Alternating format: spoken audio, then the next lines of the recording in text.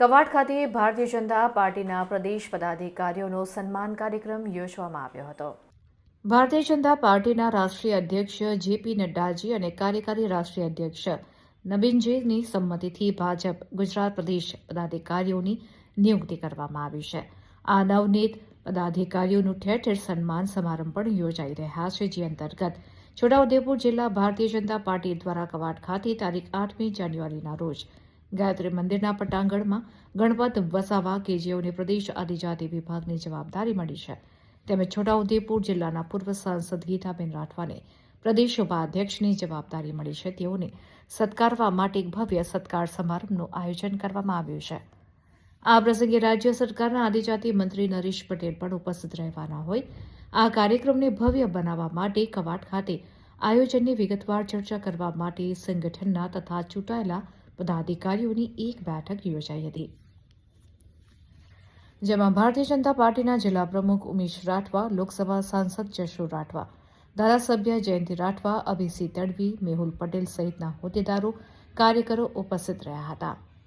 આ પ્રસંગે છોટાઉદેપુર જિલ્લા ભાજપ પ્રમુખ ઉમેશ રાઠવાએ આ ભવ્ય કાર્યક્રમમાં મોટી સંખ્યામાં ઉપસ્થિત રહેવા જિલ્લાવાસીઓને અપીલ કરી હતી। ગુજરાત પ્રદેશ ભારતીય જનતા પાર્ટીના નવનિયુક્ત પદાધિકારીઓનો સન્માન સમારંભ છોટાઉદેપુર જિલ્લા ભારતીય જનતા પાર્ટી દ્વારા કવાંટ મુકામે ગાયત્રી મંદિરના પટાંગણની અંદર તારીખ 8/1/2026ના રોજ યોજાવા જઈ રહ્યો છે। તેના આયોજનના ભાગરૂપે આજે અહીંયા કવાંટ મુકામે અમારા સંગઠનના તથા ચૂંટાયેલા પ્રતિનિધિઓ સાથે એક બેઠક કરવામાં આવી અને 8 તારીખે ભવ્યથી ભવ્ય કાર્યક્રમ આ કવાંટ મુકામે યોજાશે।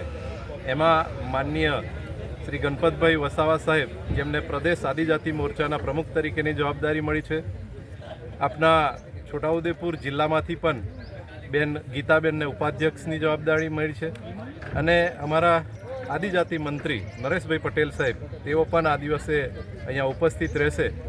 તો હું છોટાઉદેપુર જિલ્લાના તમામ નાગરિકોને આ કાર્યક્રમમાં ઉપસ્થિત રહેવા માટે અપીલ કરું છું।